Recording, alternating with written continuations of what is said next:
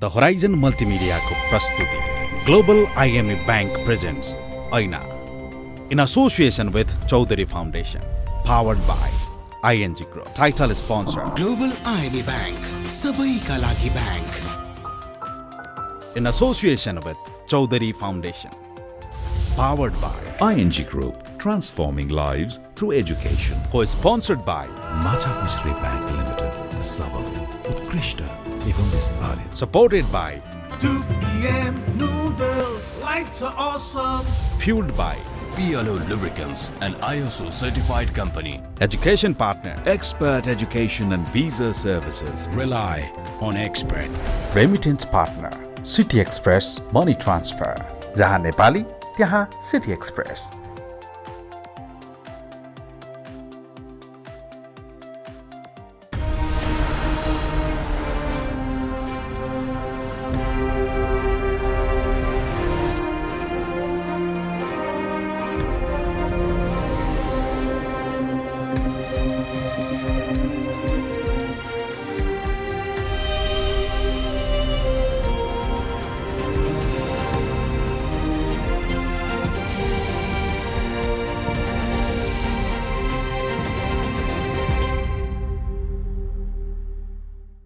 नमस्कार, म विश्वप्रकाश शर्मा कार्यक्रम ऐनामा यहाँहरूलाई स्वागत गर्दछु।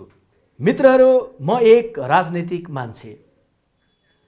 हामी राजनीतिक कर्मीको नेतृत्वमा तपाईँ मात्रै होइन, तपाईँभन्दा अघिल्लो पुस्ता पनि पटक पटक आन्दोलनमा होमिएको छ। हरेक आन्दोलनमा राजनीतिसँगै सामाजिक रूपान्तरणको मुद्दा पनि सशक्त भएर उठ्ने गरेको छ। लिङ्ग, वर्ण, वर्ग र विभिन्न विभेदले पिँधमा रहेका मानिसहरू हरेक आन्दोलनको फ्रन्ट लाइनमा उभिएका हुन्छन्। तर जब आन्दोलन एउटा उत्कर्ष र एउटा निष्कर्षमा पुग्छ नि, त्यसपछि त्यसले तत्कालीन राजनीतिक परिवर्तनको मागलाई त सम्बोधन गर्दछ, तर हामी राजनीतिक कर्मीहरूकै हातबाट सामाजिक रूपान्तरणको मुद्दा भने बिस्तारै छेउ लागेको आभास हामीले गरेका छौँ। कार्यक्रम ऐनाको 24औं एपिसोडसम्म आइपुग्दा हामीले भुक्तभोगीहरूका कुरा सुन्यौँ र तपाईँहरूलाई सुनायौँ, विज्ञहरूका कुरा सुन्यौँ, नीति नियम कानुन कार्यान्वयन गर्नेहरूको कुरा सुन्यौँ, फ्रन्टलाइनमा बस्नेहरूको भावना पनि तपाईँहरू समक्ष राख्यौँ। हामी यो एपिसोडमा सामाजिक रूपान्तरणको मुद्दा किन शासनको केन्द्रमा छैन, यो प्रश्नमा केन्द्रित हुन चाहिरहेका छौँ। न्यायपालिका, व्यवस्थापिका र कार्यपालिकाको शीर्षस्थ स्थानमा पुगिसक्नुभएका व्यक्तित्वहरूसँग आज हामी संवाद गर्नेछौँ र यो विषयमा अझै गहिराइमा जाने प्रयत्न गर्नेछौँ। कार्यक्रमको सुरुवात म न्यायपालिकाबाट गर्न चाहन्छु। सर्वोच्च अदालतका पूर्व प्रधान न्यायाधीश र मानव अधिकार आयोगका पूर्व अध्यक्ष अनुप राज शर्माको निवासमा पुगेर मैले उहाँलाई सोधेको छु, सामाजिक न्यायको सवालमा हाम्रो न्यायले कति उदार र कति न्यायसङ्गत छ।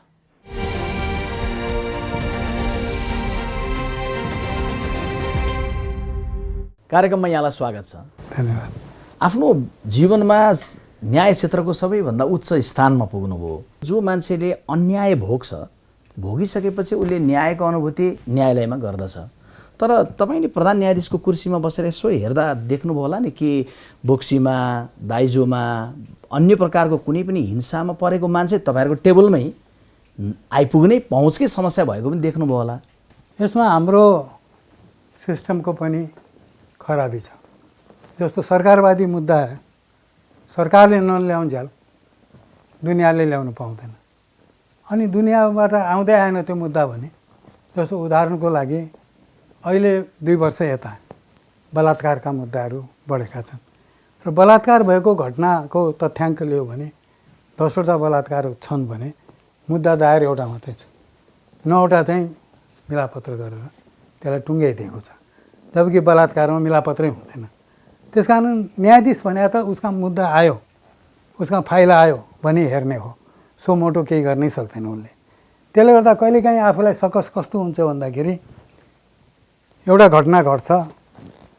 तपाईँलाई उदाहरणै दिएर भन्नुपर्दा सुदूरपश्चिममा एउटा पन्त केटीको बलात्कार भएर हत्या हुन्छ। निर्मला पन्तको र म मानव अधिकार आयोगको अध्यक्षको नाताले त्यसमा धेरै अनुसन्धान गरेको छु, तर खोइ त आजसम्म मुद्दै दायर भएको छैन। त्यसले गर्दाखेरि जसले अनुसन्धान गर्ने हो, जसले मुद्दा ल्याउने हो कोर्टमा, उसले अनुसन्धान राम्ररी गर्दैन, ल्याएन भने न्यायाधीश केही पनि गर्न सक्दैन। र हाम्रो व्यवस्था कस्तो भन्दाखेरि करिब करिब एङ्ग्लो सेक्सन व्यवस्थासँग एकीकार हुन्छ र अदालत स्वयंले यो मुद्दा चला भनेर भन्दैन। त्यसले गर्दाखेरि कतिपय अवस्थामा हाम्रो समाजमा परिवर्तन भएको छैन। हामीले जतिसुकै परिवर्तनको दावा गरे पनि हिजो पनि बक्सी भनेर मान्छेलाई प्रताडित गरिन्थ्यो, महिलालाई हिजो पनि छुवाछुतको त्यतिकै घटनाहरू हुन्थे। त्यसमा सामाजिक परिवर्तन चाहिँ छँदै छैन भने पनि हुन्छ। त्यो पीडित र न्यायाधीशको बिचमा प्रतिवादी भएर राज्य छ। राज्यको सतर्कता नपुग्दै गर्दाखेरि अघि यहाँले प्रसङ्गवश भन्दै हुन्थ्यो सोमोतोको, हामीले त्यो पद्धतिको सोचाइ बनाउने बेला भएन र राज्यले बिचमा वादीभन्दा ढिलो भएन र उहिले भइसक्यो। हुनु चाहिँ के पर्छ भन्दाखेरि सर्वोच्च अदालतले आदेश दिएर कुनै मुद्दा यदि दायर भएको छैन भने दायर गर भन्न सक्नुपर्छ। कहिलेकाहीँ जाहेरी लिँदैन तल, जस्तो मोहम्मद आफ्ताब आलमकै केसमा जाहेरी लिएन, जाहेरीले मुद्दा नचलाउने भने त्यसमा सर्वोच्च अदालतले हस्तक्षेप गरेर चलाएको हो। त्यसमा प्रोएक्टिभ चाहिँ हुनुपर्छ। तर समस्या कहाँ छ भन्दा प्रोएक्टिभ कति ल्याटिच्युडसम्म हुने, फेरि प्रोएक्टिभको अर्को पार्ट पनि छ। ज्यादै प्रोएक्टिभ भन्दाखेरि त्यसले गर्दाखेरि गाह्रो हुन्छ कि भन्ने पनि छ। र वास्तवमा अहिले अनुसन्धान गर्नुपर्छ कि न्यायमा पहुँच भनेर संविधानले भन्यो, न्यायमा पहुँचलाई बाधाहरू के हुन्छ, जस्तो घुस, करप्सन न्यायमा पहुँचको सबभन्दा ठुलो बाधा। मैले म नेपाल कानुन समाजको अध्यक्ष हुँदाखेरि एउटा रिसर्च गरेको थिएँ।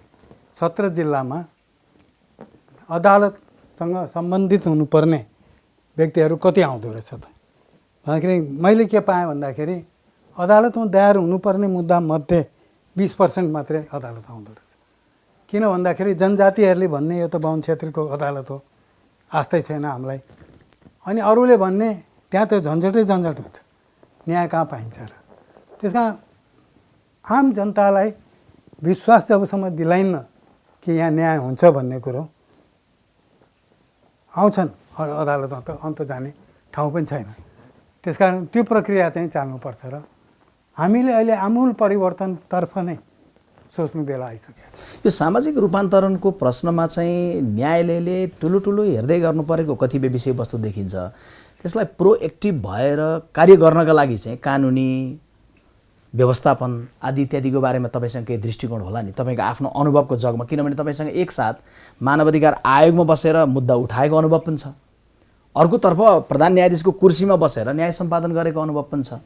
हाम्रो चाहिँ हामी रिचुअल्स तालको अदालती फैसलाहरू पनि गर्छौँ र अदालतमा बहस पनि सुन्छौँ।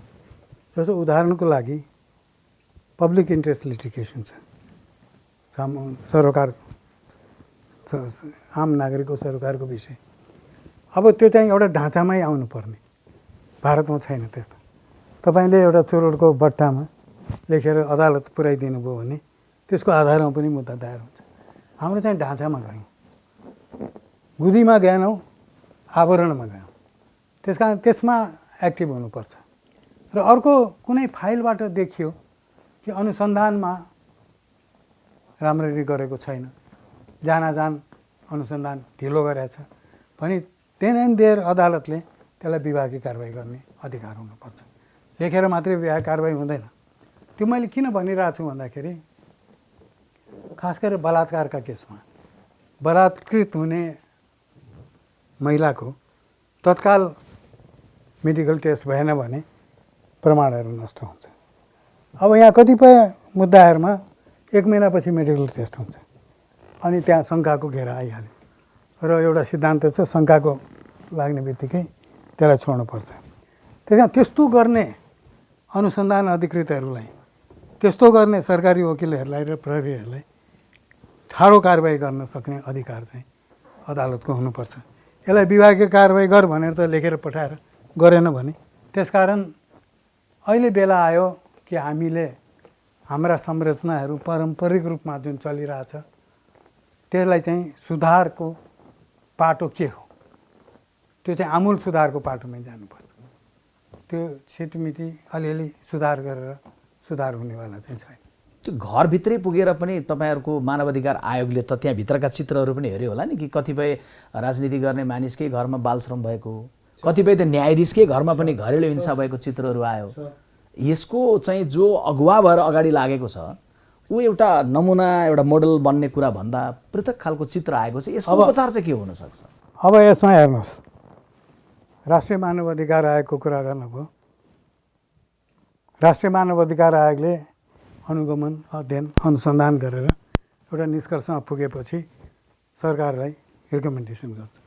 यसको एक्जिक्युटिभ पावर छैन। त्यस कारण सरकार पनि दत्तचित्त नभइकन कार्यान्वयन गर्नु त सरकारले हो। त्यस कारण सरकारले यसलाई झारा टार्ने हिसाबले लियो। मानव अधिकार आयोग छ भन्ने देखाउने तर त्यसको रिकमेन्डेसन चाहिँ पालना नगर्ने, यो प्रवृत्ति रहन्जेल यो चाहिँ अगाडि बढ्न गाह्रो छ। यो जति पनि विसङ्गतिहरू छन् यी विसङ्गतिहरू सबै देखिएका छन्, आत्मसात गरिएका छन्, हरेक दिन हरेकका टेबलमा पुगिरहेका छन्। विभेद अन्त्य गर्ने कानुन बनाएको वर्षौँ भयो। बालश्रमलाई अन्त्य गर्नलाई अन्तर्राष्ट्रिय अभिसन्धिमा हस्ताक्षर गरेको पनि वर्षौँ भयो। कानुनको अभाव केही छैन।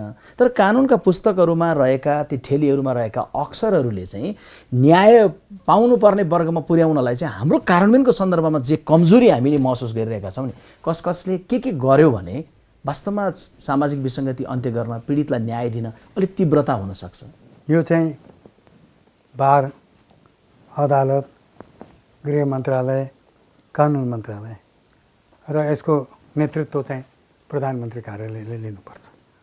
र यिनीहरूले एउटा टाइम फ्रेम राखेर अनुसन्धान गर्ने। जस्तो म प्रधान न्यायाधीशबाट रिटायर हुने बेलामा प्रकाश वस्ती सहितको एउटा कमिटी गठन गरेका थिएँ। अदालतको विकृति विसङ्गतिहरू हेर भनेर उहाँहरूले हेर्नु भएको छ। एउटा रिपोर्ट पनि छ। त्यो रिपोर्ट आजसम्म पब्लिस चाहिँ भएको छैन, देखेको छैन। रिपोर्ट चाहिँ मैले नै हस्तान्तरण गरेर आएको। त्यो रिपोर्टले के आउँला र नेपाल बारको पनि एउटा रिपोर्ट छ। ती रिपोर्टहरूको अध्ययन गरेर कुन सेक्टरमा पहिले कदम चाल्नुपर्ने हो त्यो चाल्ने चाहिँ प्रधान न्यायाधीशबाट सुरुवात गर्नु पर्दछ। यहाँले भनिदिनुहोस् न, न्याय क्षेत्रले चाहिँ के सुधार क्रमशः 1, 2, 3 गर्यो भने विभेदमुक्त समाज, न्यायपूर्ण समाज बनाउन सकिन्छ भनेर तपाईँको अनुभवले? म 1 नम्बरमा के राख्छु भन्दाखेरि जस्तो अहिले फैसला हुन्छ, फैसला छिटो हुनु पर्यो पहिलो नम्बर। अनि फैसला भएपछि त्यो फैसलाले के पाएको छ वादीले, दाबी गर्नेले, त्यो कार्यान्वयन गर्नेलाई तत्कालै मैले त भन्छु अटोमेटिकल यो चाहिँ कार्यान्वयनको प्रोसेस जानुपर्छ। अहिले हामी कहाँ कस्तो छ भने कार्यान्वयनको प्रोसेस अर्को नयाँ मुद्दा आएछ र छ, फेरि त्यसले ढिलो ढालो गर्छ। त्यसले गर्दाखेरि अन्तिम फैसलाले यदि मलाई 5 रुपियाँ दिएको छ भने तीबाट नै 5 रुपियाँ भराउनलाई जहाँ जानुपर्ने हो त्यसलाई आदेश दिएर भराउने प्रक्रिया अगाडि बढ्नु पर्दछ। फैसला गरेर मात्रै हुँदैन, कार्यान्वयन हुनुपर्छ। कार्यान्वयन चाहिँ साह्रै फितलो छ। प्रयास चाहिँ गरिया छ, नगरिया होइन। तर त्यो प्रयास इनफ छैन। त्यसले गर्दाखेरि मुद्दा छिटो छिन्नु पर्यो, कार्यान्वयन हुनु पर्यो। कार्यान्वयन गर्न अर्को मुद्दा सर जानु भएन र मुद्दामा कैफियत गर्ने, गरे बिराउने स्टाफहरूको विभाग कारबाही चाहिँ तत्कालै गर्नुपर्दछ। दण्डित हुनैपर्छ।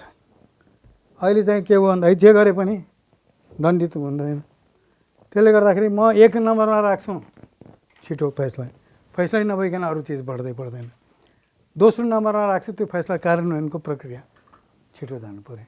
यो तारिख बन्ने बवन्डर जम्मै जानुपर्छ। यो बवन्डर हो काम। यहाँको आफ्नै अनुभव कुनै त्यस्तो छ कि जसमा चाहिँ मैले अलि ढिलो फैसला गरेँ, विविध कारणले सामाजिक विसङ्गतिको मुद्दाको सन्दर्भमा अलिक छिटो हुनु पर्थ्यो, कुनै पछुतो मान्नुभएको कुनै मुद्दा छ? एउटा पश्चाताप छ मलाई। जस्तो चितवनतिरको एउटा केस थियो, त्यहाँ चाहिँ एउटा महिला 16-17 वर्षको बलात्कृत हुनुभयो। गाउँलेले त्यो बलात्कार गर्ने केटोलाई समातेर पुलिसमा बुझाइदिए। त्यसपछि पुलिसले 7 दिनसम्म दर्तै गरेन, मुद्दै दर्ता गरेन। अनि 7 दिनपछि दर्ता गरे, मेडिकल चेकअपमा पठाएन। त्यसपछि के भयो भन्दाखेरि बलात्कारको मुद्दा चल्यो, तर मेडिकल रिपोर्टबाट बलात्कार भएकै देखिएन। किनभने मेडिकल रिपोर्ट कहिले आयो? त्यो बलात्कार भएको घटनाको 2 महिनापछि, अनि त्यसको प्रेजेन्स केही पनि देखिएन। अनि केटालाई चाहिँ त्यही दिन समातेर लगायो गाउँलेले, पुलिसले देखाए 10 दिनपछि समातेको। त्यस कारण त्यो मिलुवा किसिमको पनि भयो। अब त्यहाँ मनले चाहिँ के खायो मेरो भन्दा बलात्कार भएको चाहिँ, तर सजाय गर्न सकिन। किन सकिन भन्दा प्रमाणै छैन मसँग, प्रमाण जति नष्ट भइसक्यो। अनि त्यो बेला मलाई पश्चाताप लाग्यो कि काश मलाई त्यो अधिकार हुँदो हो त म फेरि ओपन गर्थेँ त्यो मुद्दा। ओपन गरेर सुरुदेखि नै फेरि अनुसन्धान गर्थेँ, अनुसन्धान अधिकृत अर्कैलाई तोक्न लाउँथेँ। अनि मेरो आवेगमा मैले आदेश एउटा गरेँ। के गरेँ भन्दाखेरि यो प्रहरी अधिकृतलाई अबदेखि अनुसन्धानको काम कारवाही गर्न नदिनु र सरकारी वकिललाई भने विभागीय कारवाही गर्नु। त्यो मेरो तुष्टि चाहिँ भयो अलिकति, तर पश्चाताप कहाँ रह्यो भन्दाखेरि मैले बलात्कारीलाई सजाय गर्न सकेँ। त्यस कारण अदालतलाई के दिनुपर्छ भने देख्यो त्यस्तै प्रमाणहरू भने रिओपन गर्ने, सुरुदेखि नै त्यो मुद्दा फेरि रिओपन गर्ने, त्यस्तो अधिकारपट्टि प्रवृत्त हुनुपर्छ। कुनै पनि पीडित देशभरिकाले सामाजिक विसङ्गतिका अनेकौँ मुद्दाहरूको कुनै पनि पीडितले अब मेरो देशमा म कहीँ प्रताडित भएँ भने न्याय पाउनका लागि न्याय क्षेत्रमा हुने सुधार अथवा राजनीतिमा, न्याय क्षेत्रमा, प्रशासनमा, यी समग्र सुधारमा यसो भयो भने चाहिँ न्याय, सुरक्षा, आत्मसम्मान, विभेदमुक्त समाज पाउन सक्दछौँ भन्नका लागि के हुनु पर्दछ? म एकै वाक्यमा टुङ्ग्याइदिन्छु, आमूल परिवर्तन। आमूल परिवर्तन भन्दाखेरि कस्तो कस्तो कुन कुन क्षेत्रमा कसरी कसरी होला? पहिलो एउटा पुलिसले मुद्दा चलाएन भने पीडितले मुद्दा चलाउने अधिकार हुनु पर्यो। यदि पुलिसले चलाएन, पीडितले मुद्दा चलाएर यदि इस्ट्याब्लिस भयो कसुर, त्यो मुद्दा नचलाउने पुलिसलाई सजाय हुनुपर्छ। एउटा स्टेप त्यो गर्न सकिन्छ। अर्को, अदालतलाई लाग्यो कि यहाँ अनुसन्धानमा कैफियतहरू भयो भने त्यो सबै बदर गरिदिएर फेरि अर्को सेटलाई अनुसन्धान गर भनेर तोक्नुपर्छ अदालतले। र प्रहरीसँग अत्याधुनिक ल्याब चाहिन्छ, अत्याधुनिक ल्याब चाहिन्छ, फोरेन्सिक ल्याब। त्यसले पनि धेरै मद्दत गर्दछ। निर्मला पन्तकोमा 1 दिन ढिलोले गर्दा त सब बर्बाद भयो। त्यस कारण आफ्नो कार्यमा तदारुकता नदेखाउने अनुसन्धानको अधिकृतहरूलाई सजिलैसित उम्कन दिनु हुँदैन। तपाईँलाई एउटा घटना याद होला, पश्चिम नेपालको पुलिसहरूको भित्रै भएको, पुलिसले आफ्नै सहकर्मी महिलालाई बलात्कार गरे। बलात्कार गर्नेमा जतिजना थिए सबैमाथि मुद्दा चल्यो, एउटा माथि त मुद्दै चल्यो, जबकि बलात्कृत हुनेले त्यसलाई को नाम पनि ल्याएको थियो। त्यस्तो देखियो भने त्यो मुद्दा नचलाउनेलाई तत्काल डिसमिस गरेर त्यहाँ यस्तो आमूल परिवर्तन नगरिकन यो टालटुले परिवर्तनले चाहिँ केही पनि फाइदा हुँदैन।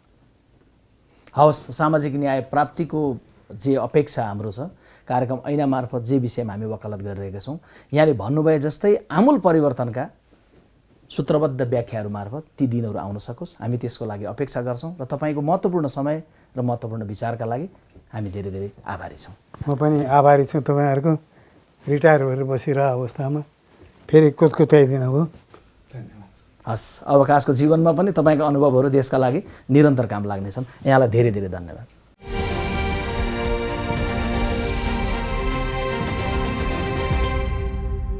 मित्रहरू, तपाईँ हामी हरेक आन्दोलनपछि देश अब लयमा हिँड्छ है भनेर आशावादी हुन्छौँ। आफैले चुनेर पठाएका मानिसले अब हाम्रा लागि काम गर्नेछन् भनेर सामाजिक रूपान्तरणको प्रश्नमा पनि धेरै हदसम्म निश्चिन्त पनि हुन्छौँ।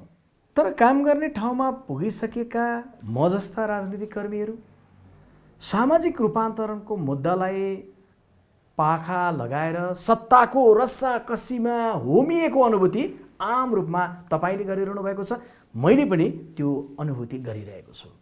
हिजो तपाईँको हजुरबा हजुरआमाको पाला, पिता माताको पालादेखि आज तपाईँकै पालामा, मेरै पालामा पनि यही अनुभूति निरन्तर दोहोरिरहेको छ। व्यवस्थापिका संसदकी पूर्व सभामुख ओनसरे घरती मगरको निवासमा पुगेर मैले उहाँलाई सोधेको छु, जनताको प्रतिनिधि नै जनतासँगको भाषा बिर्सिएर किन सत्ताको मात्रै भाषा बोल्नतर्फ लाग्छन्?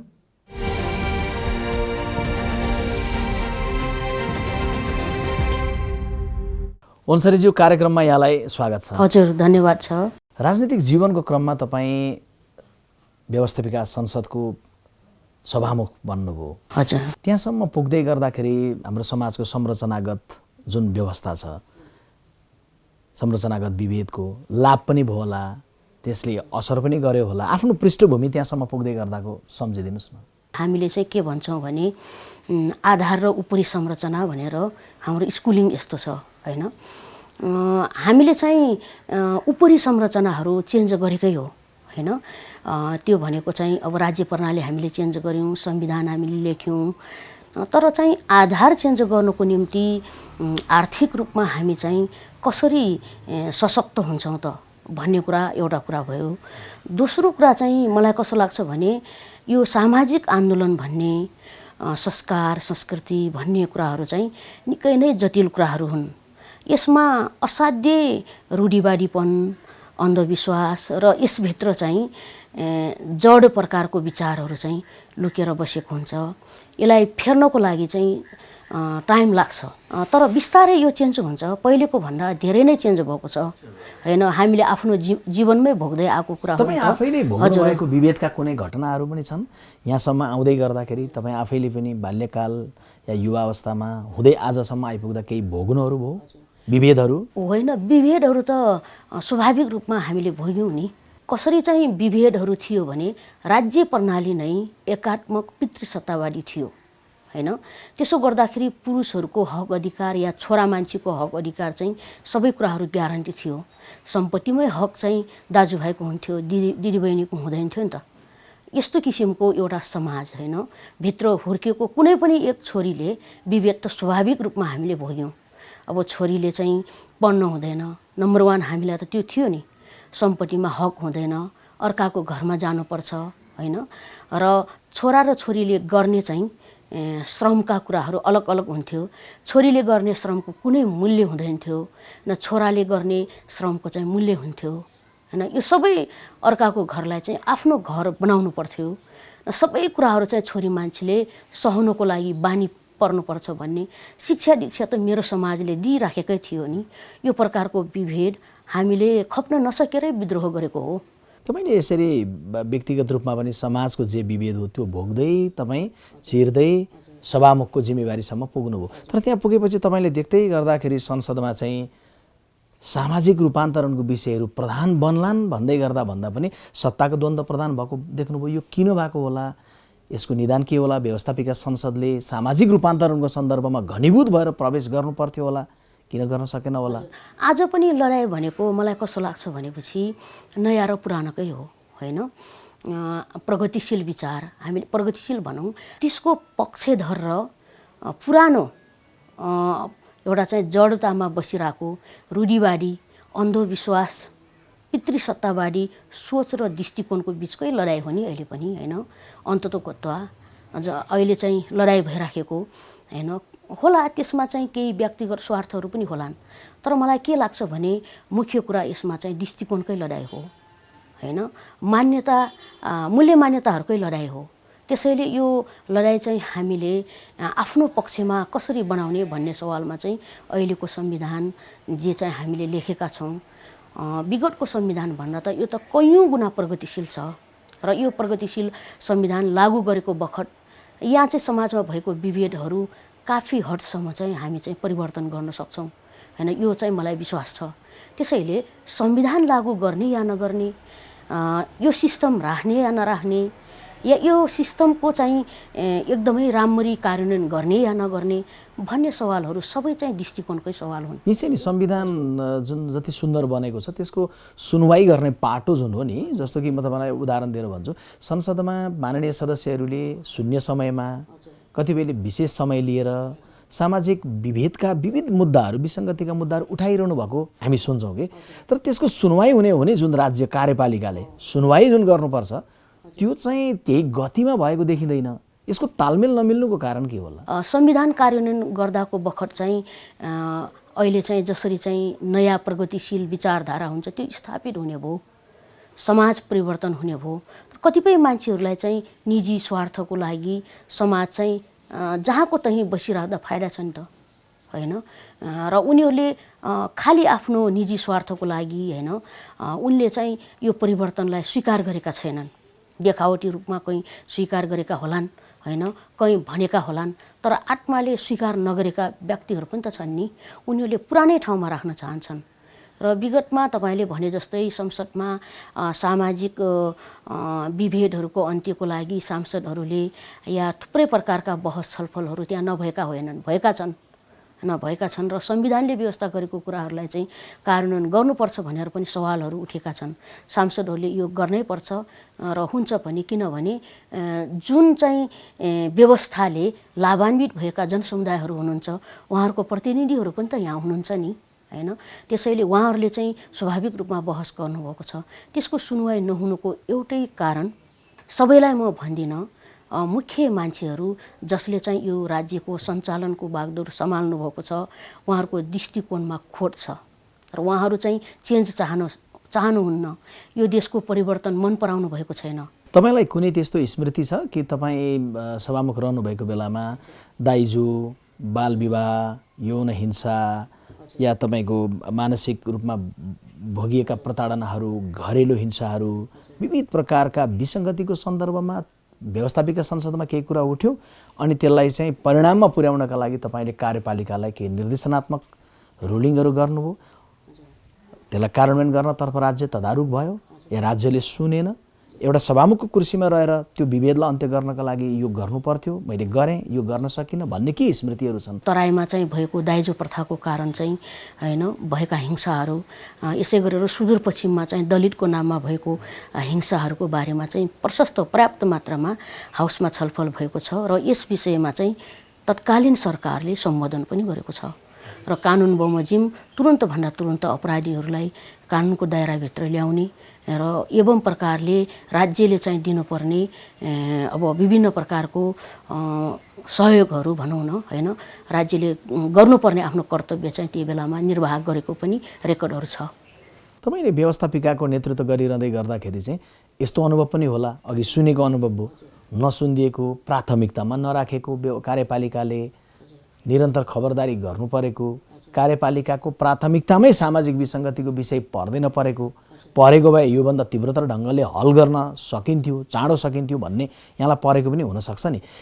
यो भनिदिनुहोस् न, के व्यवस्थापिका र कार्यपालिकाको त्यो तालमेल कसरी भयो भने हामी सामाजिक विसङ्गतिको अन्त्य गर्न चाँडो सक्छौँ होला? कसो गर्नु पर्ला? मलाई कस्तो लाग्छ भने हामी चाहिँ हाम्रो देशमा अब हाम्रो आफ्नो सिस्टममा मुख्य चाहिँ राज्यको 3वटा अङ्गहरू भनेका छौँ, होइन?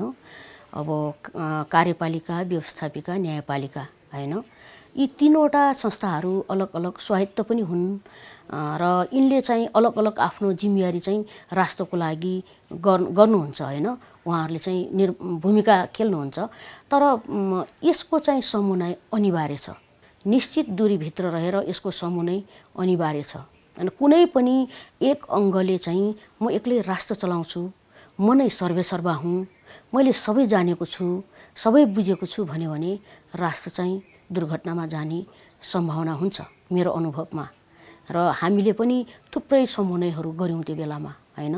कतिपय त्यस्तो किसिमको 3वटा अङ्गभित्र पर्ने समस्याहरू नभएका हुन्छन् राज्यको त्यो चाहिँ त्यस्तो किसिमको विभिन्न कामको सिलसिलामा चाहिँ हुन्छन् त्यस्ता चाहिँ समस्याहरू, तर त्यसलाई चाहिँ सही ढङ्गले समाधान गर्नको निम्ति राज्यलाई अगाडि बढाउनको निम्ति यी 3 अङ्ग बिचमा समन्वय अनिवार्य छ, होइन? राज्य त एउटै हो नि, हाम्रो देश त एउटै हो नि, जनताप्रति उत्तरदायी त हामी सबै नै हुनुपर्छ नि, होइन। अब दुर्घटना हुने गरेर राज्यको 3वटा अङ्गहरू अलग अलग ढङ्गले चल्यो भने राष्ट्रलाई क्षति पुग्छ।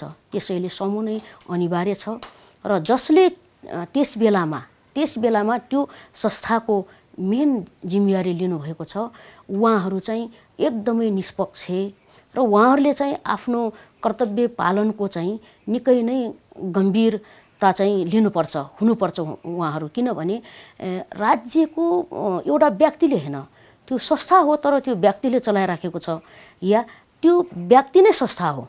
त्यस बेलामा त्यस्तो अवस्था हुन्छ, त्यो जो चाहिँ जिम्मेवारीमा बसेको हुन्छ उसले 1 सेकेन्ड मात्रै पनि गल्ती गर्दाखेरि राज्यको तमाम नागरिकलाई क्षति हुन्छ, होइन। त्यसैले मलाई के लाग्छ भने त्यो जिम्मेवारीमा चाहिँ कि त जान हुँदैन, गयो भने मलाई लाग्छ निजी स्वार्थहरू हुँदैनन् होला। जब चाहिँ राष्ट्रभरिको नागरिकहरूले चाहिँ विश्वास गरेर, होइन, त्यो ठाउँमा पुर्याइसकेपछि त्यो व्यक्ति चाहिँ निष्पक्ष हुनुपर्छ, उसले चाहिँ राष्ट्रप्रति चाहिँ माया गरेको हुनुपर्छ, जनताप्रति उसको चाहिँ उत्तरदायी हुनुपर्छ र आफ्नो कर्तव्यप्रति ऊ निष्ठापूर्वक ढङ्गले चाहिँ अगाडि बढ्नुपर्छ। आज त्यो कुरा भइराखेको छैन मैले चाहिँ देखेको। त्यसैले राज्यका 3 अङ्गहरूमा चाहिँ जति समूह नै हुनुपर्ने हो, राष्ट्रलाई धुरीमा राखेर, जनतालाई धुरीमा राखेर जति हुनुपर्ने हो नि, त्यो नभएर इगोको प्रश्नहरू, व्यक्तिका प्रश्नहरू, व्यक्तिगत स्वार्थका प्रश्नहरू हावी भएको छ। यो दुःखलाग्दो कुरा हो। यो सामाजिक विसङ्गति अन्त्य गर्नलाई सभामुखको रूपमा त्यहाँबाट गर्न सकिने भूमिकाको बारेमा त हामीले चर्चा गऱ्यौँ। अहिले तपाईँ त्यहाँबाट फर्केर आएर हेर्दै गर्दाखेरि चाहिँ कुनै पनि विसङ्गतिका घटना बिहानै उठेर समाचारपत्र पल्टाएपछि जब पढ्नुहुन्छ नि, तपाईँलाई कस्तो लाग्छ कि हामीले अब कानुन बनाउने कुरा हो कि तदारुकताको कुरा हो कि एकताबद्ध अभियान हो कि जनचेतना हो कि यो रूढी र यो अन्धविश्वास र यो विभेदहरू अन्त्य गर्नलाई यहाँ पुगेको छैन, यो गर्नै पर्छ भन्ने कुरा चाहिँ तपाईँको प्रेस्क्रिप्सन डक्टर भएर लेख्नु पर्यो भने चाहिँ के लेख्नुहुन्छ? आजको दिनमा मैले यसरी फर्केर हेर्दाखेरि मलाई कस्तो लाग्छ भने मेनली त हामीले कानुनलाई या संविधानलाई कार्यान्वयन गर्नुको निम्ति बनाउनु पर्ने कानुनहरू नै मुख्य कुरा हो, होइन। म सभामा हुँदाखेरि चाहिँ कानुन बनाउने कुरामै म धेरै नै केन्द्रित भएँ, किनभने संविधान बनिसकेको थियो, होइन। संविधान बनिसकेपछि संविधानले व्यवस्था गरेका कतिपय कुराहरूलाई ठोस गर्नुपर्ने थियो हामीले। त्यसैले बढीभन्दा बढी हामीले कानुन बनायौँ र कानुनहरू कति चाहिँ बनेका पनि छन् र कतिपय कानुनहरू अहिले पनि बनाउन बाँकी छ, होइन। ठोस रूपमै बनाउँदै पनि नपुगेका कुराहरू पनि छन्, संशोधन गर्नु पनि पर्नेछ, नयाँ कानुन बनाउनु पनि पर्नेछ, संशोधन गर्नुपर्ने कानुनहरू छ। त्यो चाहिँ मलाई अहिले त्यति धेरै मुख्य पार्ट जस्तो लाग्दैन। मुख्य कुरा के हो भने मानिसहरूको मानसिकता चेन्ज गर्नुपर्छ, होइन। राज्यको जिम्मेवारी सम्हालेका व्यक्तिदेखि लिएर प्रत्येक नागरिकको मानसिकतामा चाहिँ हामीले क्रान्ति ल्याउनु छ, परिवर्तन ल्याउनु छ र रूपान्तरण ल्याउनु छ भन्छु मैले। किनभने जहाँनिर चाहिँ सोचमा, दृष्टिकोणमा, मानसिकतामा त्यहाँनिर चाहिँ गडबड हुन्छ, त्यसपछि चाहिँ सबै कुराहरू आउने हो नि। त्यसैले मलाई के लाग्छ भने समाजमा रहेको विभेद अन्त्य गर्नको लागि हामीले चाहिँ हाम्रो मानसिकतालाई बदलौँ। यो देशमा चाहिँ कुनै चाहिँ जातभातको आधारमा या लिङ्गको आधारमा, क्षेत्रको आधारमा, संस्कार संस्कृति या धार्मिक आधारमा कसैले विभेद खेप्न नपरोस्, होइन। मान्छे स्वतन्त्र जन्मिन्छ, स्वतन्त्र जान्छ र उसले बाँचेको जीवन सबै स्वतन्त्र हुनुपर्छ, होइन। त्यसैले गर्दाखेरि सबै मानिसको अधिकार राज्यले जसरी आज स्थापित गरेको छ यो हुबहु रूपमा चाहिँ हामीले चाहिँ कार्यान्वयन गरेर अगाडि बढ्नुपर्छ। हवस्, यहाँको महत्त्वपूर्ण समय र महत्त्वपूर्ण विचारलाई धेरै धेरै धन्यवाद। हजुर, धन्यवाद छ यहाँहरूलाई पनि।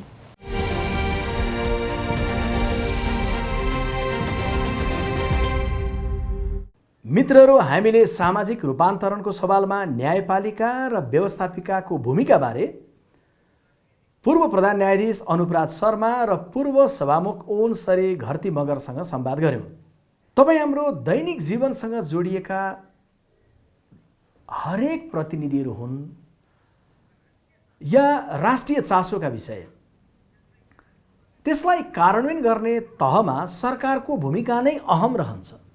सामाजिक मुद्दाको सवालमा हाम्रो कार्यपालिकाको भूमिका चाहिँ कस्तो छ, कस्तो रहँदै आयो? अब हामी कार्यपालिकाको भूमिकाबारे चर्चा गर्नेछौँ। म आफै पनि एउटा राजनीतिक मानिस र विद्यार्थी आन्दोलनदेखि व्यवस्थासँगै अवस्था पनि परिवर्तनको परिकल्पनाका साथ होमिएको मान्छे। हरेक आन्दोलनमा सामाजिक रूपान्तरणको मुद्दा अन्य राजनीतिक कर्मीले झैँ मैले पनि उठाउँदै आएँ, मेरो पनि प्रमुख मुद्दा थियो।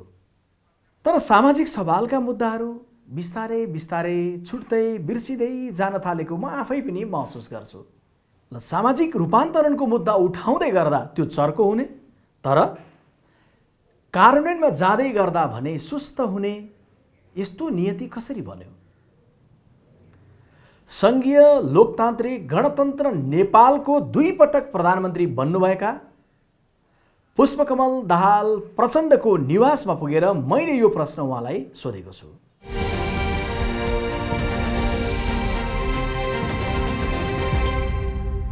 प्रचण्डज्यू, यहाँलाई कार्यक्रममा स्वागत गर्दछु। ल, धन्यवाद तपाईँलाई र तपाईँको पुरै टिमलाई पनि। अहिले नेपाल देश चाहिँ राजनीतिक रूपान्तरणको अनेक अनुभवहरू हासिल गरेर अभ्यासहरू गरेर अगाडि बढिरहेको छ। सामाजिक विसङ्गतिहरूको अन्त्य गर्ने सवालमा भने हाम्रा राजनीतिक परिवर्तनहरूले जुन ढङ्गको प्रभाव छोड्नु पर्थ्यो छोड्न सकिरहेको छैन भन्ने हाम्रो बुझाइ रहेको छ। हामी चाहन्छौँ कि यहाँबाट समग्र चाहिँ राजनीतिक आन्दोलनको पनि सामाजिक रूपान्तरणको सवालमा हुनुपर्ने प्रभाव, सार्थक हस्तक्षेपको, नेतृत्वदायी भूमिकाको समीक्षा हुन सकोस्। त्यसैले पृष्ठभूमिमा पहिला जान चाहन्छु कि तपाईँ आफ्नै अनुभवबाट सुनौ न, यहाँकै अनुभवबाट सुरु गरौँ न। संरचनागत विभेद ल लाभ जो भन्ने गर्छौँ हामी, आफ्नै यहाँको पृष्ठभूमि त्योसँग गाँसेर थोरै बताउनुहोस् न। धन्यवाद। सबभन्दा पहिला त म तपाईँ र तपाईँको टिमलाई विशेष रूपले धन्यवाद भन्न चाहन्छु। तपाईँहरूले छोटो समयमा सामाजिक विषय, सामाजिक विसङ्गतिका विरुद्ध सामाजिक रूपान्तरणको निम्ति एउटा अलि मौलिक प्रकृतिको कार्यक्रम मार्फत जे सन्देश दिन खोज्नु भएको छ, त्यो निकै लोकप्रिय भएको मैले महसुस गरेको छु। त्यसको लागि अब तपाईँले मलाई जो प्रश्न सोध्नुभयो नि, यो राजनीतिक रूपान्तरण र सामाजिक रूपान्तरण भन्ने एकअर्कासँग अभिन्न रूपले गाँसिएका पनि छन्, तर एकअर्कासँग बेला बेलामा अन्तर्विरोधी पनि हुने गर्दछन्। राजनीतिक परिवर्तन या रूपान्तरणको प्रक्रिया जति तीव्र छिटो आवेगमा हुन्छ, सामाजिक रूपान्तरण त्यही तीव्रतामा हुँदैन। त्यसको अलिअलि त्यसले सापेक्षिक रूपमा लामो समय पनि लिन्छ, ठुलो मेहनतको आवश्यकता पनि पर्दछ, लामो अभियान चलाउनु पर्ने, बहस चलाउनु पर्ने आवश्यकता पनि हुन्छ। किनकि सामाजिक रूपान्तरण, सामाजिक विकासको क्रम भनेको हजारौँ वर्षदेखिको एउटा विकास प्रक्रियासँग रिलेटेड छ। राजनीतिक रूपान्तरण सापेक्षिक रूपमा विभिन्न कालखण्डमा यो विश्वव्यापी रूपमा पनि अलि छिटछिटो हुने गरेका छन्। पुँजीवादको विकास भन्छौँ हामी, समाजवादको विकास भनौँ, या यो विभिन्न खालका चरणहरू जो छन्, ती चरण र सामाजिक अभियानको बिचमा अन्योन्याश्रित सम्बन्ध पनि छ। सामाजिक रूपान्तरणसँग नजोडिएको राजनीतिक रूपान्तरण दिगो हुँदैन, यो कुरा पनि विश्वव्यापी रूपमा देखिएको छ। फेरि राजनीतिक रूपान्तरणद्वारा गाइड नगरिएको सामाजिक रूपान्तरण पनि एउटा निश्चित ओरिएन्टेसनमा जाँदैन, त्यसले दिशाबोध प्राप्त गर्दैन। त्यसकारण यो दुईटाको बिचमा गहिरो सम्बन्ध छ। म पहिलो कुरा त यो स्पष्ट गर्न चाहन्छु। दोस्रो कुरा, मेरो आफ्नै कुरा गर्नुहुन्छ भने मैले गाउँको एउटा गरिब किसानको छोराको रूपमा मैले सामाजिक, सांस्कृतिक, आर्थिक या शारीरिक सबै गतिविधिमा एउटा गरिब किसानको छोरोले पढ्दै काम गर्दै पढ्दै गर्दाखेरिको एउटा अनुभूति र अनुभव मसँग छ। मैले धेरै सार्वजनिक अभिव्यक्तिहरूमा पनि मैले केही संस्मरणात्मक कुराहरूमा पनि मैले भनेको छु। मेरो बुवालाई मानिसहरूले हेपेको, अलिक गरिब भएको हुनाले हेपेका धेरै घटनाहरूबाट ममा एक खालको विद्रोही भावना जन्मेको हो भन्ने मेरो बुझाइ छ। त्यो विभेद जस्तो समाजमा हुन्थ्यो नि, अलि हुने खानेको अलि इज्जत हुने, इमान्दार हुँदै पनि मेरो गाउँमा मेरो बालाई देउताको गाई भन्थे, असाध्य सोझो इमान्दार मेरो बुवा है। तर चाहिँ फेरि गरिब हुनुको कारणले फेरि एक खालको अपमानका घटनाहरू पनि मैले नजिकबाट देख्थेँ एसएलसी पढ्दैसम्म।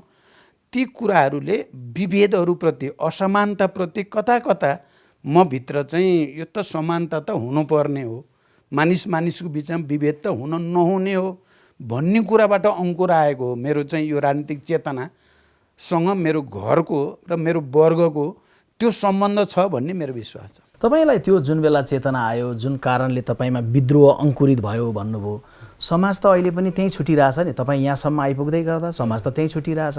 यो चाहिँ किन भएको होला? अब मैले चाहिँ के ठान्छु भने समाज त्यही नै छुटिरहेछ भन्ने पनि म मान्दिनँ। फेरि समाज आफ्नो गतिमा आरोह अवरोह सहित उतार चढाव सहित अघि पछि दायाँ बायाँ हुँदै अगाडि नै बढेको छ।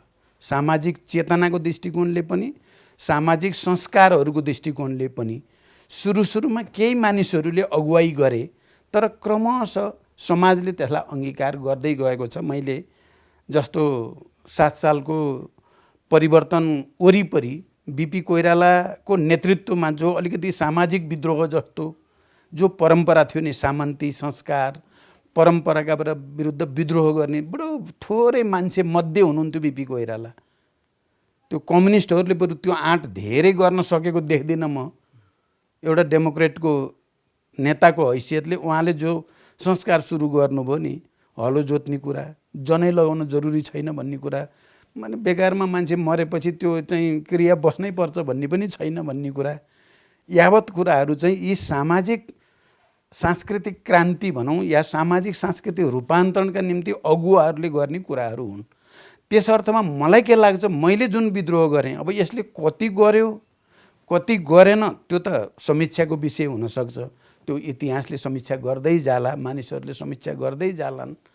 तर मलाई के लाग्छ भने मैले महिलाहरूको उन्मुक्तिको निम्ति, उनीहरूको सशक्तिकरणको निम्ति, उनीहरूको समानता र सहभागितामूलक समानुपातिक प्रतिनिधित्वको निम्ति मैले जो विद्रोह गरेँ, या दलितहरूको हक अधिकारको निम्ति भनेर जो मैले विद्रोह गरेँ, र तपाईँ हेर्नुभयो भने मैले हिजो बनाएको जनमुक्ति सेनामा दलितहरूको सङ्ख्या, महिलाहरूको सङ्ख्या, उत्पीडित जाति समुदायहरूको सङ्ख्या सबभन्दा बढी थियो।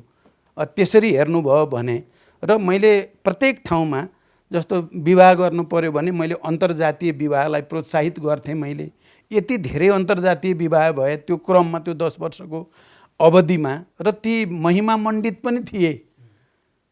एउटा ब्राह्मण पुरुषले, केटोले एउटा दलित महिलासँग बिहा गर्दा गर्वबोध गर्थ्यो क्या। त्यो विद्रोहको बेलामा त्यस्तो हुँदो रहेछ क्या, आन्दोलनको बेलामा हुँदो रहेछ, जहिले पनि हुँदो रहेनछ, गर्वबोध गर्थ्यो। तर यतापट्टि शान्ति सम्झौतामा आएर फेरि हामी राजनीतिक प्रक्रियामा जो लाग्यौँ, संविधान बनाउन हामीलाई त्यत्रो वर्ष लाग्यो, हामीले ब्युरोक्रेसीमा खासै चेन्ज गर्न सकेनौँ, हामीले पुराना ऐन कानुनहरूलाई गुणात्मक रूपले फेर्न पर्थ्यो, फेर्न सकिएन। जुन उत्साहको साथ शान्ति सम्झौता गर्दा गिरिजाप्रसाद कोइराला र मैले सही गरेका थियौँ, त्यही उत्साहको साथ हामीले फेरि आफ्नो सम्बन्धलाई ह्यान्डल गर्न पनि सकेनौँ। अहिले मलाई बडो नमिठो पनि हुन्छ, मैले चाहिँ त्यति बेला अभियानको रूपमा हजारौँको सङ्ख्यामा, एउटा दुईटा अपवाद घटना होइन, सामाजिक सांस्कृतिक रूपान्तरणका निम्ति गरेका कामहरू उल्टिन खोजेर देखिन्छ। धेरैजसो अन्तर्जातीय विवाह डिभोर्समा गए अरे भन्ने सुन्छु गाउँघरमा। अहिले मैले तपाईँलाई फेरि कहाँ ल्याउन चाहन्छु भने हामी कहाँ चाहिँ अभ्यासको हिसाबले हामीले सबै खाले राज्य प्रणालीको अभ्यास गरिसक्यौँ, अथवा आन्दोलनकै क्रममा पनि शान्तिपूर्ण आन्दोलनको अभ्यास पनि भयो। मैले विश्वास गरेको राजनीतिक दर्शन र विधि बाटो फरक होला, यहाँले विश्वास गर्नुभएको राजनीतिक दर्शन विधि बाटो फरक होला। अर्थात् शान्तिपूर्ण र सशस्त्र दुइटै फरक ढङ्गले पनि समाजलाई प्रशिक्षित पनि कुनै न कुनै रूपमा यहाँले गर्नुभयो, या विश्वप्रकाश आबद्ध रहेको दलले गर्यो होला, अथवा दुइटैको फ्युजन पछाडि नयाँ राज्य प्रणालीमा पनि गइयो होला। तर कार्यक्रम ऐना निर्माण गर्दै गर्दा प्रचण्डज्यू अहिले मेची महाकालीका गाउँमा पुग्दै गर्दा हामीले के हेऱ्यौँ भने हाम्रा राजनीतिक उपलब्धि त भए, सङ्घीयतामा गयौँ, हामी गणतन्त्रमा गयौँ, नयाँ राज्य व्यवस्थामा गयौँ, यसले एउटा बाटो लिएको छ। बाटो बन्ने, बिजुली निक्लिने क्रम पनि भएको छ। तर देश बन्नु भनेको बाटो बन्नु, बिजुली निक्लिनु मात्रै होइन, सङ्घीयता र गणतन्त्र मात्रै होइन। दाइजोको कारण छोरी जलिरहेकै छन्, बलात्कारका कारण चेली मारिरहेकै छन्, बालश्रम भइरहेकै छ, अनि घरेलु हिंसा पनि भइरहेकै छ। त यो कुरामा प्रभाव छोड्नलाई चाहिँ हाम्रा राजनीतिक आन्दोलनहरू किन सक्षम भएनन् भन्ने जुन प्रश्न छ, यसलाई चाहिँ तपाईँले विश्लेषण थोरै गरिदिनुहोस्। अब यो कुरो तपाईँले बडो मार्मिक ढङ्गले राख्नुभयो। मैले सुरुमा तपाईँको कार्यक्रम यो ऐना छोटो समयमा नै लोकप्रिय पनि भयो, यसले एउटा सन्देश दिएको छ भन्नुको तात्पर्य पनि राजनीतिक आन्दोलनसँग जे कुराको कमी जस्तो थियो तपाईँले त्यसलाई आफ्नो लेभलबाट होइन, आफ्नो सकेको जति तपाईँले त्यसलाई जोड्ने कोसिस गरेको ठानेरै मैले तपाईँलाई धन्यवाद र बधाई भनेको हो। त्यसकारण म चाहिँ एउटा कुरा त राजनीतिक नेतृत्वहरू र राजनीतिक पार्टीहरूले योजनाबद्ध ढङ्गले व्यवस्थित रूपमा सामाजिक सांस्कृतिक अभियान चलाउन नसकेकै हो, त्यो छुटेकै हो, त्यो कमी नै हो भन्ने लाग्छ मलाई। र त्यसमा ध्यान दिनै पर्छ। जबसम्म यसमा ध्यान दिइँदैन, आम नेपाली जनताको सामाजिक सांस्कृतिक चेतनालाई माथि उठाउने, विभिन्न खालका विभेद विसङ्गति र विकृतिहरूलाई नियन्त्रण गर्ने या त्यसलाई चाहिँ तपाईँको चाहिँ कम पार्दै लैजाने अभियानसँग जोडिँदैन, तबसम्म राजनैतिक उपलब्धि पनि दिगो हुँदैन, त्यो टिकिराख्न सक्दैन। हामीले हेर्दा 7 सालदेखि 17 साल, 17 साल पछिको 30 वर्ष, त्यसपछिको 46 सालको ऐतिहासिक जनआन्दोलन, त्यसपछिका उतार चढावहरू हेऱ्यो भने कहीँ न कहीँ के कुरा सजिलै देख्न सकिन्छ भने हामीले राजनैतिक आन्दोलन र अभियानलाई सामाजिक सांस्कृतिक आन्दोलन र अभियानसँग अभिन्न रूपले गाँसेर लान सकेनौँ। त्यहाँ केही न केही लिमिटेसन, विकनेस रहे भन्ने कुरा नै मानेर जानुपर्दछ। हामीले अहिले तपाईँले हेर्नुभयो भने 62-63 पछि पनि जस्तो खालको स्थिति बन्यो, समयमा संविधान बनेन हैन। अब संविधान बनेपछि पनि धेरै खालका व्यवधानहरू देखिए, राजनीतिक स्थायित्वको प्रयोग गर्न खोजियो, तर चाहिँ त्यत्रो उपलब्धि भन्न ठानिएको चिज पनि बडो सजिलै चाहिँ ढल्यो। अहिले एउटा विशाल कम्युनिस्ट आन्दोलन बनेपछि राजनीतिक स्थायित्व होला। त्यसपछि तपाईँले हेर्नुभयो भने हामीले त्यति बेला मैले नै हो तयार पारेको घोषणापत्रमा सामाजिक सांस्कृतिक पक्षका कुरा र शिक्षालाई जीवनमुखी, व्यवहारमुखी बनाउने, उत्पादनमुखी बनाउने र सांस्कृतिक रूपले जनचेतना बढाउने कुरामा थुप्रै उल्लेख गरियो, तर लागू गर्ने बेलामा सकिएन। यो राजनीतिक व्यवस्था जे हामीले स्थापित गरेका छौँ, यसलाई संस्थागत गर्ने, सुदृढ गर्ने, शुद्धिकरण गर्ने सङ्घर्ष, अभिभार, कार्यभार आफ्नो ठाउँमा छँदैछ। मैले के पनि जान्न चाहन्छु भने राजनीतिक दलहरूको बिचमा सहकार्य हुने, द्वन्द्व हुने कुरो अनौठो होइन। द्वन्द्व मूलतः राजनीतिक हुन्छ, त्यो स्वाभाविक भयो। सहकार्य हुँदै गर्दा चाहिँ किन राजनीतिक मात्रै हुन्छ कि? किन राजनीतिक दलहरूको बिचको साझा डकुमेन्ट बन्दै गर्दा सामाजिक विसङ्गति अन्त्य गर्नलाई हामी बृहत्तर ढङ्गले जनपरिचालन अभियान चेतना गर्छौँ भनेर हुन सकिरहेको छैन? तपाईँको दल पनि, मेरो दल पनि, या समग्र राजनीतिको यसमा कमजोरी किन भइरहेको छ कि? राजनीतिक अभियानसँग सामाजिक अभियान छुट्यो, कमी भयो। कति पनि भएन त म भन्दिनँ, मैले अहिले व्याख्या गरेँ नि। हामीले गरेको कुराहरूले केही न केही त फेरि प्रभाव पारि पनि राखेको छ समाजमा, तर त्यो जति हुनुपर्ने त्यति भएन। त्यसकारण अब तपाईँ आफै पनि पार्टीको नेता पनि हो, अहिले त तपाईँ प्रवक्ता पनि हुनुहुन्छ नेपाली काङ्ग्रेसको। अहिले यो कार्यक्रम मार्फत तपाईँले एउटा सन्देश दिन पनि खोज्नु भएको छ। म आशा गर्छु तपाईँले पनि कन्ट्रिब्युट गर्न सक्नुहुन्छ, गर्नुहोस्। म पनि त्यसमा मेरो ठाउँबाट जति सक्छु गरौँ र एउटा नयाँ इतिहास फेरि बनाउन सुरु गरौँ। सबै यो हाम्रा 70 वर्षका अनुभवहरूको पनि साझा एउटा चाहिँ समीक्षा गरौँ, कति हुनसक्छ, जति हुनसक्छ। किन मतभेद त राजनीतिमा स्वाभाविक हो, मतमतान्तर भइरहेको छ, हुन पनि पर्छ। त्यसले चाहिँ यो सामाजिक अभियानलाई धेरै असर गर्छ भन्ने लाग्दैन। हामी अहिले चाहिँ जुन प्रवृत्तिसँग लडिरहेका छौँ नि, अहिले पनि अलि निरङ्कुश, अलि विभेदकारी, अलि अपमानजनक, मानिसको बिचमा भेद गर्न खोज्ने, नेपाली समाजलाई आर्थिक, राजनैतिक, सामाजिक, सांस्कृतिक हरेक दृष्टिकोणले पश्चगमनतिर लैजाने प्रवृत्तिको रूपमा देखियो। त्यस कारण यो प्रवृत्तिलाई नेपाली जनताले परास्त गर्नुपर्ने भयो। अग्रगमनको लागि भनौँ, अगाडि जानको लागि हामीले भन्न खोजेको कुरा त त्यो हो नि। हामी के कस्तो छ भने अब राजनीतिक नेताको रूपमा एउटा अभियान या साझा अभियान हुनुपर्छ भन्ने कोणबाट त हामीले छलफल गऱ्यौँ। कार्यक्रम ऐनाको उद्देश्य पनि के हो भने घचघच्याउने, ऐना देखाउने, अनि तत्त सम्बन्धित निकायहरूलाई प्रश्न पनि उठाउने र फेरि एउटा सहकार्यको लागि अपिल पनि गर्ने। राजनीतिक आन्दोलनबाट सामाजिक रूपान्तरणको मुद्दालाई पनि केन्द्रमै राखेर बालुवाटार पुगेर प्रधानमन्त्री बनिसकेपछि चाहिँ प्राथमिकताको अलिक पछाडि परेको अनुभूति हाम्रो छ कि? तपाईँ प्रधानमन्त्री बन्दै गर्दाखेरिको सम्झिदिनुहोस् न, सामाजिक रूपान्तरणको सवालमा त्यहाँबाट देखिँदै गर्दाखेरि देश कस्तो देखिँदो रहेछ, कस्तो देख्नुभयो?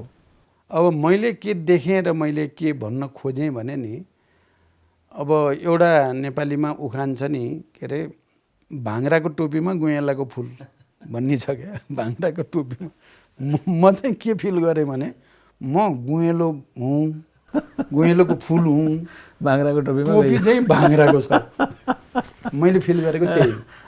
किनभने ब्युरोक्रेसी उही छ, सचिवहरू उनै छन्, पञ्चायतकै बेलामा तालिम प्राप्तहरू छन्, राजा महाराजाद्वारा चाहिँ प्रशिक्षित मान्छेहरू नै छन्, त्यही संरचना छ। त्यसका बावजुद पनि चाहिँ शान्ति प्रक्रिया भयो, जनताले फेरि भोट हामीलाई बढी दिएर प्रधानमन्त्री बनाइदिन्छ झन्डै बहुमतको भनेपछि मैले त्यहाँबाट हेर्दा कहिलेकाहीँ अनौठो लाग्थ्यो। म आउनु त आएँ यहाँ, सबै चिज मेरो अनुकूल बनाएर त म आएको छैन कि म छिचोल्न सक्छु होला त भन्ने त लाग्थ्यो। हेर्नुहोस् मलाई धेरै म चाहिँ चिन्तित हुन्थेँ त्यति बेला। दलितहरूको उन्मुक्तिको लागि आयोगहरू बनाउने कुरादेखि, मुस्लिमहरूको लागि बनाउनेदेखि, महिलाहरूको लागि मैले थुप्रै कामहरू गर्न खोजेको छु। त्यहाँ हुँदै नभएको भन्ने त होइन।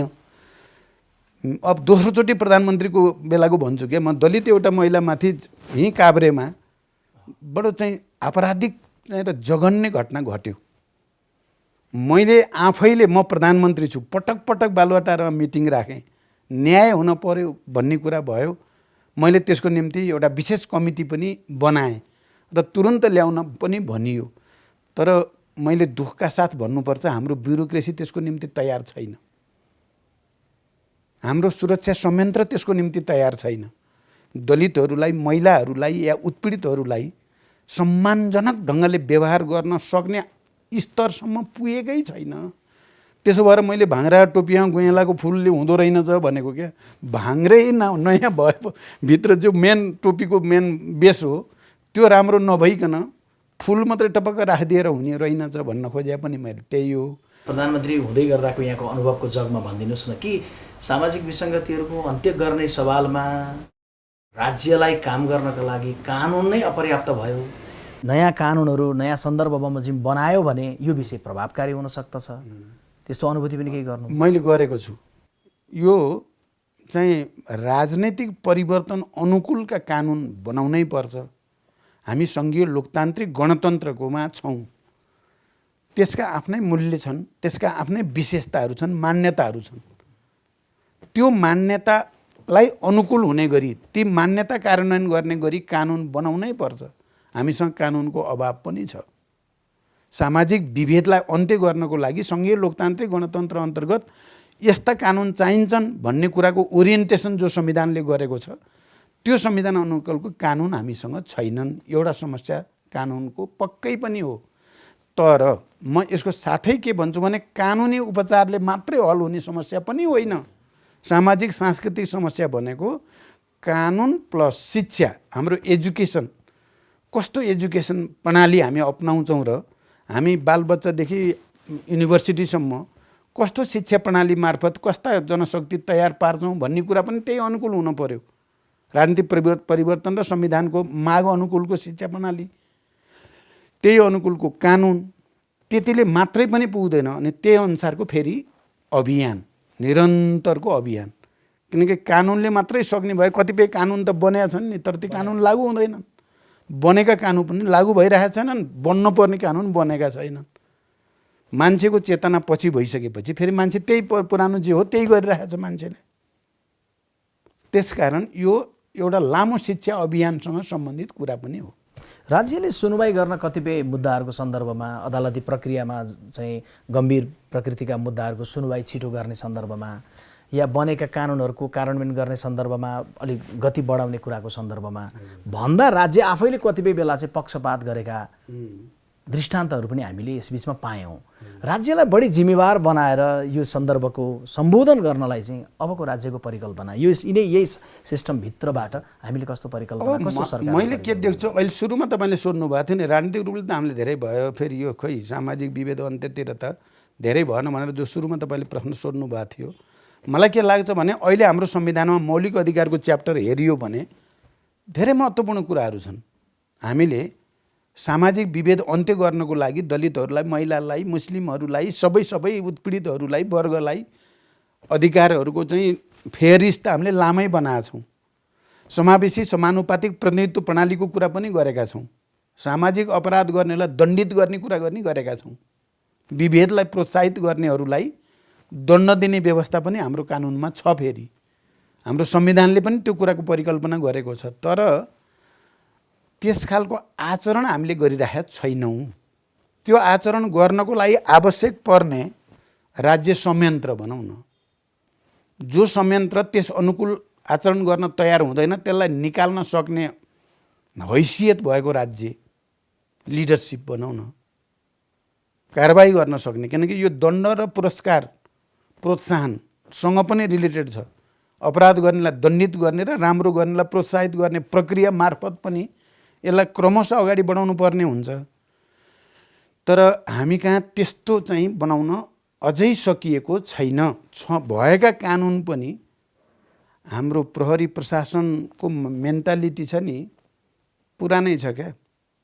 गाउँघरको अलि टाठो बाठो धनी मानी अलि तथाकथित प्रतिष्ठितले भन्यो भने तुरुन्तै उसले त्यसलाई सजिलै ग्रहण गर्छ उसको मनोविज्ञानले। अलि गरिब तल्लो वर्गको तल्लो जातको भनिएको मान्छेहरूको कुरोलाई त्यसले पचाउँदैन क्या। त्यसको मेन्टालिटी बिचरा त्यो कुनै पुलिसप्रति मेरो आरोप होइन क्या। उसको मेन्टालिटी नि, उसको मनोविज्ञान संस्कारै के छ भने यो त अलि हेपिनुपर्ने मान्छे हो नि, यो ठुलो हुने, यो जान्ने भएर चाहिँ उ गर्ने भने जस्तो आउँछ। दलित महिलाहरूलाई त बलात्कार गर्ने त हामीले पाएकै हुन्छौँ नि, पाउँछौँ नि भने जस्तो कुन चाहिँ ठुलो कुरो हो र। धनीमानीका छोराहरूले टाठाबाठाका छोराहरूले अलिअलि गल्ती जवानीमा गर्छन् भने जस्तो मेन्टालिटी छ क्या। यसो गर्नेलाई दण्डित गर्नुपर्छ भन्ने मेन्टालिटी छैन क्या। समस्या त्यहाँ छ। अनि हाम्रो संरचनामा बस्ने जति ब्युरोक्रेसीका हाकिमहरू छन् तिनको मेन्टालिटी पनि त्यस्तै छ। हामीले संरचना बदल्न सकेनौँ क्या। त्यो मनोविज्ञान बदल्नको निम्ति हामी जति कठोर हुन पर्ने हो नि हामी लोकतन्त्रवादीहरू, सायद हामीले त्यहाँ सकिरहेका छैनौँ। केले हामीलाई रोकिरहेको छ। त्यसको समीक्षा गरौँ।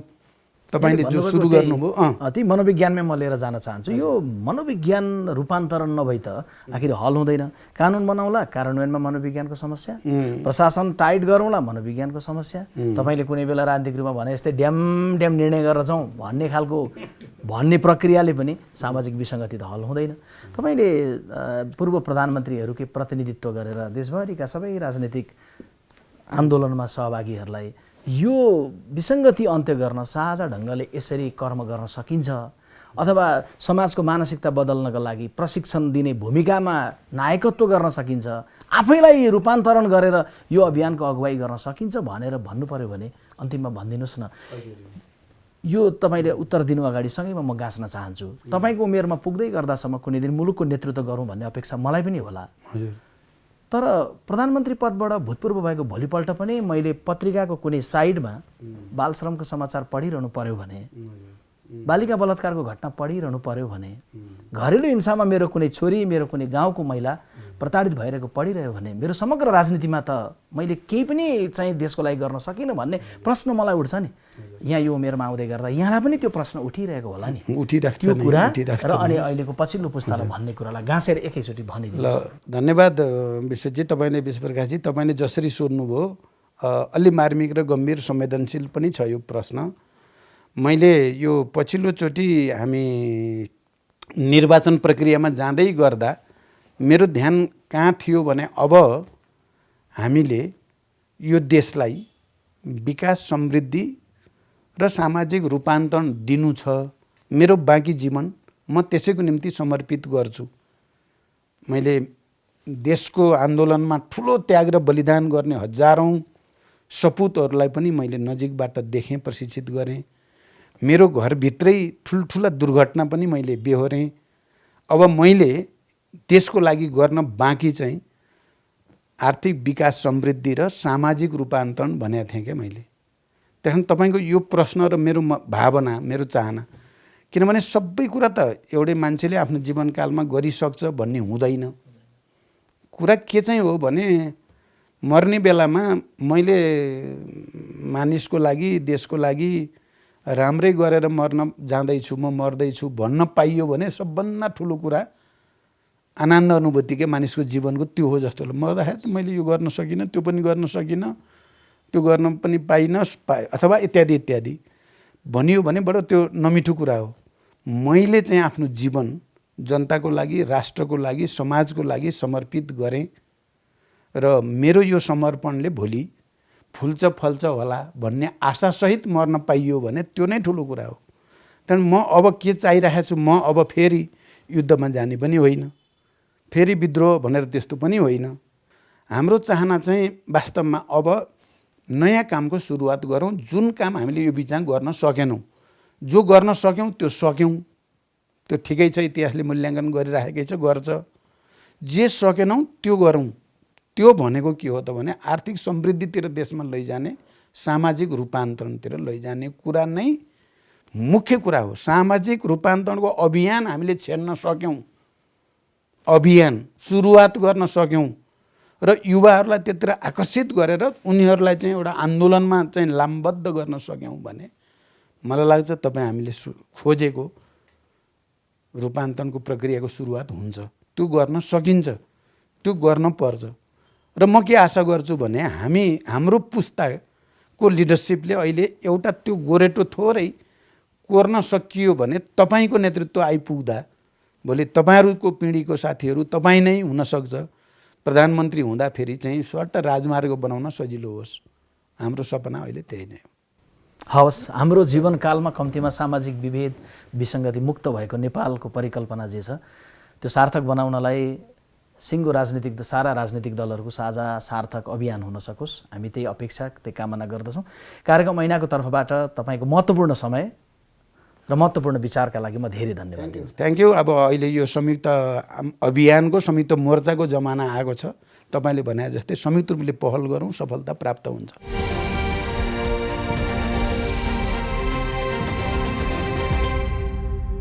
मित्रहरू, पुस्तौँ पुस्ताले परिवर्तनका लागि लड्दा पनि हाम्रो समाजको रूपान्तरण हामीले सोचेको गतिमा हुन सकेको छैन। रूपान्तरणको सम्भाग मानेर जसलाई हामी चुनेर पठाउँछौँ उनीहरूले पनि परिवर्तनको सम्भाग बन्न नसकेको महसुस तपाईँले, मैले, हामी सबैले गरेका छौँ। तपाईँ हामी दिनदिनै विभेदका, अन्यायका अनेक कथा सुन्न, हेर्न मात्र होइन, अझ कति त भोग्न बाध्य छौँ। कहिलेसम्म यसलाई हाम्रो नियति मानिरहन्छौँ?